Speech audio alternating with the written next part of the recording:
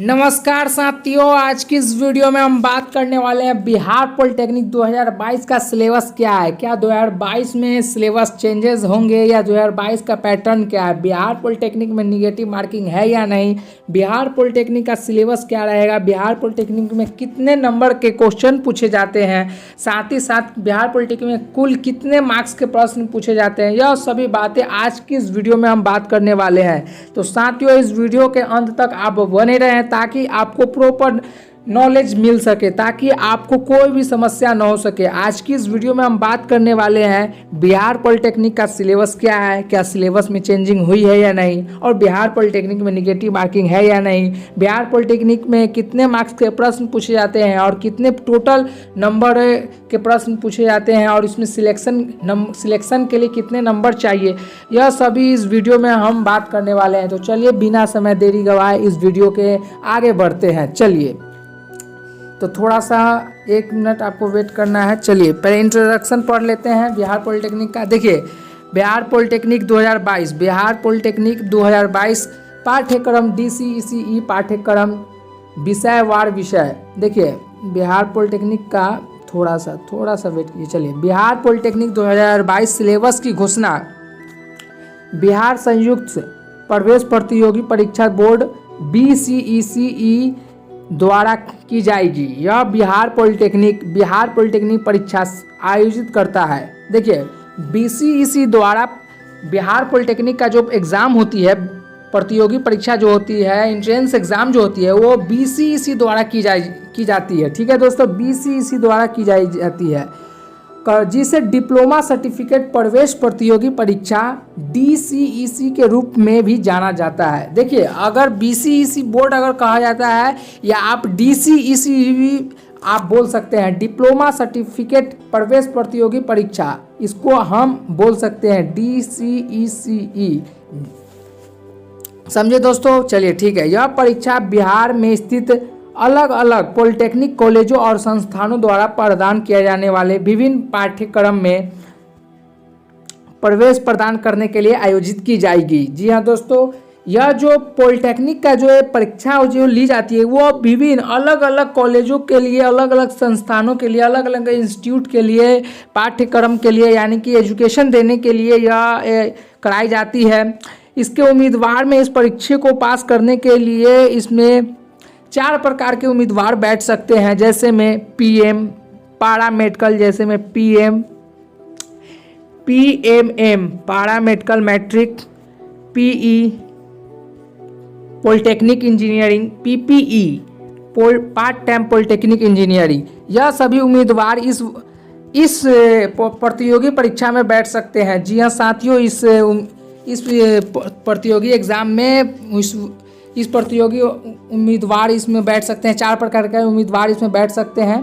कौन कौन? तो PM पारा medical, PMM part time polytechnic engineering, PE polytechnic engineering के कार्यक्रम। ठीक है दोस्तों, अब बात हम करते हैं, थोड़ी देर रुक जाइए, इसके सिलेबस की हम बात करते हैं। सिलेबस की बात करने से पहले बिहार पॉलिटेक्निक 2022 परीक्षा पैटर्न को हम समझ लेते हैं। देखिए, बिहार पॉलिटेक्निक 2022 परीक्षा पैटर्न में प्रश्न के प्रकार के बारे में कुछ हम जान लेते हैं, जैसे किस तरीका के प्रश्न पूछे जाते हैं, परीक्षा के जो परीक्षा मोड है, जो एग्ज़ाम का मोड है, वो हम बताने वाले हैं। फिर परीक्षा की अवधि, यानी परीक्षा के कितने समय के लिए ली जाती है, यानी कि एग्ज़ाम कितने समयों के लिए कराई जाती है विद्यार्थी के लिए।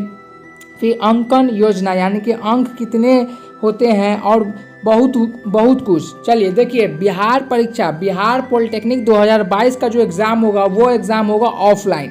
ध्यान से सुन लीजिए दोस्तों, बिहार पॉलिटेक्निक का जो एग्ज़ाम होगा वो ऑफलाइन होगा। ठीक है, ऑफलाइन होगा। ऑफलाइन होने के बाद परीक्षा की अवधि 2 घंटे 15 मिनट होंगे। देखिए, यहाँ पर साफ साफ लिखा हुआ है दोस्तों, परीक्षा की जो अवधि होगी उसमें 2 घंटे 15 मिनट की होगी। और प्रश्न पत्र कितने होंगे? 90 प्रश्न पूछे जाएंगे दोस्तों। क्वेश्चन कितने पूछे जाएंगे? तो क्वेश्चन 90 प्रश्न पूछे जाएंगे इसमें, और अंग्रेजी और हिंदी दोनों भाषाओं में प्रश्न शामिल होंगे। प्रश्न की बात करें दोस्तों, तो इंग्लिश और हिंदी दोनों लैंग्वेज में दी जाएगी, जो कि भारत के हर एग्ज़ाम में दी जाती है। चलिए, और प्रश्न में बहुविकल्पीय प्रश्न होंगे, मतलब एमसीक्यू होंगे। मतलब होगा क्या कि जैसे में ऊष्मा का ऐसा यूनिट क्या होता है तो आपको दे दिया जाएगा, जूल दे दिया जाएगा, कैलोरी दे दिया जाएगा, और अदिश दे दिया जाएगा, सदिश दे दिया जाएगा। आप उसमें से सेटिस्फाइड करना है। मतलब एमसीक्यू 4 प्रश्न में दिया जाएगा, उसमें से एक प्रश्न आपका सही होगा। ठीक है, प्रत्येक सही उत्तर में से 5 अंक मिलेंगे आपको। देखिए, जो बहुविकल्पीय एमसीक्यू क्वेश्चन होंगे, इसमें पूरे प्रश्न कितने पूछे जा रहे हैं? 90 प्रश्न पूछे जा रहे हैं, और इसमें से आपको एक प्रश्न सही करने पर आपको मिलेंगे 5 नंबर। मतलब 90 प्रश्न है और एक प्रश्न सही करने पर आपको मिल रहे हैं 5 नंबर। मतलब 90 प्रश्न को सही करने पर आपको कुल कितने मिलेंगे? 450 नंबर आपको आसानी से मिल जाएंगे दोस्तों। ठीक है, मतलब इस परीक्षा का जितने कुल नंबर, कितने नंबर के प्रश्न और क्वेश्चन आंसर होते हैं, तो 450 नंबर के पूरे प्रश्न के आंसर के पूछे जाते हैं। मतलब 450 नंबर के यह परीक्षा होती है। ठीक है दोस्तों, अब बात करते हैं, थोड़ी देर रुकिए, अब बात करते हैं गलत उत्तर के लिए कोई नकारात्मक अंक नहीं होगी। मतलब देखिए, यहाँ पर साफ साफ दी जा रही है। एक मिनट थोड़ा जूम कर देते हैं आपको। देखिए, यहाँ पर दे रही है, प्रश्न पत्र में बहुविकल्पीय प्रश्न एमसीक्यू होंगे, प्रत्येक सही उत्तर में आपको 5 अंक होंगे, और गलत उत्तर के लिए कोई नकारात्मक अंक नहीं है होंगे। देखिए, अगर आप प्रश्न को 5 नंबर एमसीक्यू क्वेश्चन को अगर कोई गलत कर रहे हैं, यह बहुत ही बढ़िया ऑफर है आप बिहार पॉलिटेक्निक वालों के लिए। देखिए, अगर आप कोई भी प्रश्न के गलती करते हैं, अगर आप कोई भी प्रश्न गलत करते हैं, तो आपको निगेटिव मार्किंग नहीं देखने को मिलेंगे। आप कितने भी प्रश्न, मतलब 90 प्रश्न पूछे जा रहे हैं, तो उसमें आपको एक भी निगेटिव मार्किंग नहीं है। मतलब आप 90 के 90 हिट कर सकते हैं आसानी से। ठीक है, चूंकि कोई नकारात्मक अंक नहीं होगा, इसलिए छात्रों को प्रश्न पत्र में दिए गए सभी प्रश्नों का प्रयास करना चाहिए हर हाल में। देखिए, यहाँ पर बोर्ड बीसीसी भी बोल रहा है और हम भी आप लोग को बोल रहे हैं कि 90 प्रश्न पूछे जा रहे हैं। 90 प्रश्न में आप 90 प्रश्न को हिट कीजिएगा और 90 प्रश्न का सही से उत्तर देने का प्रयास कीजिएगा। चलिए ठीक है, अब हम बात करते हैं कुछ सिलेबस के लिए, क्योंकि बहुत से समय हो गया है। अब सिलेबस में हम आते हैं।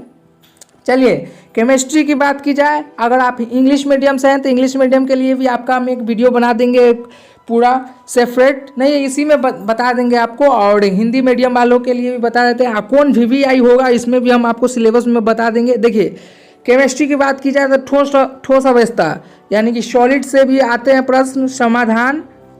इलेक्ट्रोकेमिस्ट्री, देखिए रसायन विज्ञान की कुछ आधार अवधारणाएं, देखिए आप अपने में नोट करते जाएं ताकि आपको कोई भी असुविधा नहीं हो सके, ताकि आप इससे प्रयास करते रहें। और इसका सभी का एक बार आप एक बार मटेरियल पढ़ लें ताकि आपको सब समझ में आ सके। आप पूरे जितने भी सिलेबस हैं, सिलेबस के सभी चैप्टर को आप पूरे के पूरे एमसीक्यू आप पढ़ाई करें। देखिए, परमाणु की संरचना, देखिए ये जो है एटॉमिक स्ट्रक्चर को आप पढ़िएगा। ये बहुत ही वीवीआई है, ये लिख देते हैं। परमाणु का संरचना वीवीआई पर है दोस्तों चैप्टर। तत्वों का वर्गीकरण और गुणों में आवर्तता, ये भी वीवीआई है दोस्तों, ये भी, इसको भी वीवीआई नोट कर लीजिएगा। तत्वों को वर्गीकरण और गुणों का आवर्तता। फिर रासायनिक संबंध और आणविक संरचना, इससे प्रश्न शायद नहीं पूछे जाते हैं, फिर भी पदार्थ की अवस्था, गैस और तरल पदार्थ, इससे भी थोड़ा बहुत प्रश्न पूछे जाते हैं दोस्तों। चलिए, अब बात करते हैं भूतल रसायन विज्ञान, इसको भी नोट कर लीजिए। पी ब्लॉक तत्व, दोस्तों पी ब्लॉक तत्व बहुत ही वीवीआई है। फिर डी और एफ ब्लॉक तत्व, ये भी वीवीआई है, इसको भी आप नोटिस करते रहें।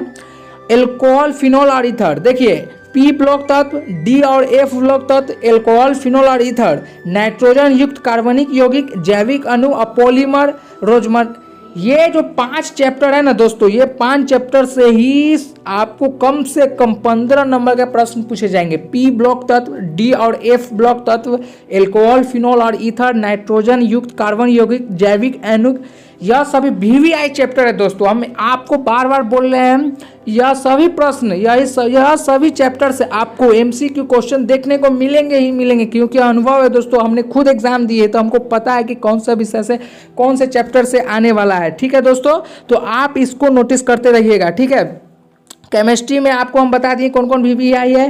पी ब्लॉक तत्व, डी और एफ ब्लॉक तत्व, एल्कोहल, फिनोल और ईथर, नाइट्रोजन युक्त कार्बनिक यौगिक, जैविक अणु, पॉलीमर। ठीक है दोस्तों, और इधर से मिल जाएगा आपको ठोस अवस्था सॉलिड, रेडॉक्स, हाइड्रोजन, परमाणु की संरचना। ये हो गया आपका केमिस्ट्री का इतना। ठीक है दोस्तों, अब बात करते हैं मैथमेटिक्स का बात करते हैं दोस्तों। मैथमेटिक्स में कौन VVI है आप अपना नोटिस करते रहिएगा और सभी का प्रैक्टिस एक बार कर लीजिएगा सभी चैप्टर का, ताकि आपको सब कुछ क्लियर हो और क्लियर समझ में आए। देखिए बीज गणित ये आपका VVI रहेगा।